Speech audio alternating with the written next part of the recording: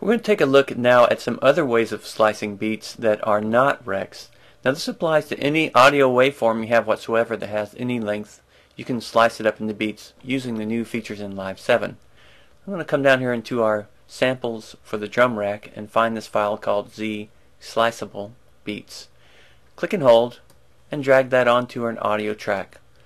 Now again, if you're following along in the lessons, this simply is a new live set. And we've got this basic track now, so let's listen.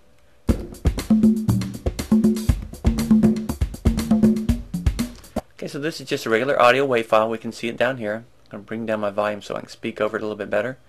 We can see the waveform now lasts for 8 bars. Very long. Let's go ahead and pull this back down now, and let's slice this up in 2 different ways.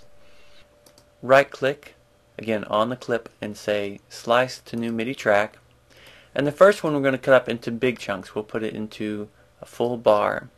So it tells us the clip is currently 32 beats long. If I use a bar length, it'll give me 8 slices. That's what I want for the first one, so I'm going to use the built-in preset and say OK. It's now sliced that out into 8 1-bar fragments. If I play the lowest key on my keyboard or hold the play button, I'm playing on the keyboard. And then the key above that, and the key above that.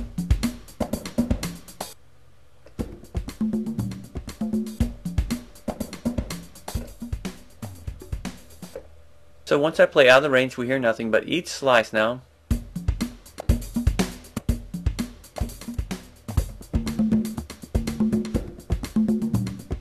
So we can play complete 1-bar phrases using the sliceable beats into this drum rack.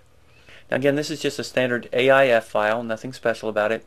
We're just using Ableton's ability to slice things up very accurately. Let's come back and slice it again. I'm selecting it.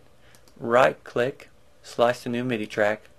Now we're going to use some tiny slices. Let's go down to a 16th note. And it tells me that if I do this, it will result in 128 slices. Now that's a lot. As a matter of fact, that is the maximum because a drum rack can only have 128 pads. But I'm going to go ahead and do this so we can see some experiments that happen with tiny slices. So I'm going to go in and edit this clip. This is actually a MIDI clip. Let's double click, and we'll see now that it has lots of little triggers to trigger each slice. So I'm going to set its length now to be short so we can manage it in the screen. I'm going to set it to 1 bar long. And now we can zoom in. Let's open up the top a little bit here and slide a little bit over. Now we can see that this will trigger the first 16th note slice. Again, we have to activate the headphones and trigger the slice.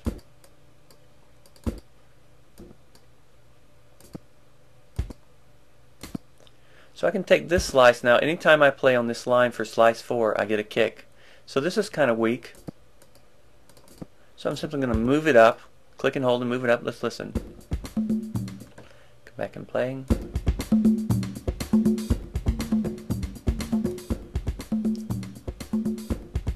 Double kick. So we got some congas in here. Let's repeat a conga.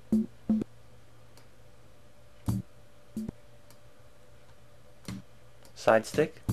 Notice as I change it, I can hear what it becomes.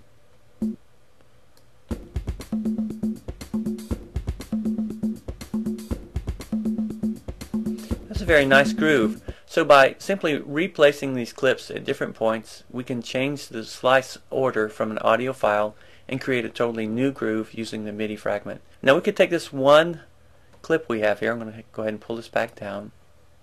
And then using the Option key, I could pull this down and make copies and create variations all day long of this one sliced file. So we have 2 techniques here. One of them allows us to slice it up in complete 1-bar fragments, and then the other one uses tiny 16th notes or whatever it may be to create reorderable triggers. In other words, we can reorder the sounds into a new waveform. That's all just using one audio wave file in the new Slice to MIDI. Very powerful feature, especially with the addition of the drum rack. And again, we've looked at the drum rack before, but we did not even get into changing in these parameters over here with the macros and actually for each slice. So we can change some of these factors automatically. So you definitely want to get in and explore with these drum racks. They are very, very, very powerful and fun.